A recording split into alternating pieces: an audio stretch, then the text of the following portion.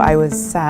working in internal communications, and a leader that I had at the time was looking after both HR and internal communications, and we were having a conversation one day and she said, "You should try moving to HR," and I did, and I've never looked back. Some of the challenges and obstacles I've faced,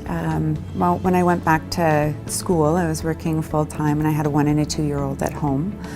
So working full-time and having that kind of a load at home was challenging, and so the courses and the certificates and some of my education took me a lot longer than I wanted it to.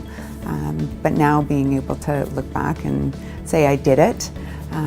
is really rewarding. I think the other challenges that I've faced are probably more me than organizational, where I think because I got into the profession a little bit later,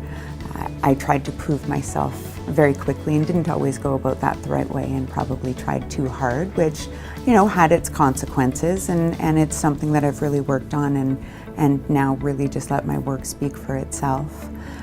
The other challenge, and I think it's important that we talk about this, is, you know, I struggle with some mental health issues. I have ADD, and so along with that, of course, goes anxiety and depression, and so trying to manage those with being a single mom and working full-time in a fairly demanding career has been challenging. I've learned to really embrace my ADD as actually a benefit, because I can think outside the box and think of things differently, where other people wouldn't necessarily make that connection. The things I'm most proud of in my career are really the ones where I can look back and say that they've had a lasting impact on the organization. I've had the opportunity to work on some really great projects. One was building a performance management program,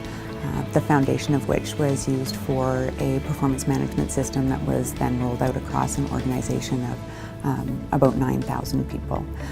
So being able to look at that and know that even though I've left the organization, there's some of my work that's still, you know, foundational for that organization has been one thing for sure. Other than that, I had the opportunity to do some work with some First Nations communities in Saskatchewan, and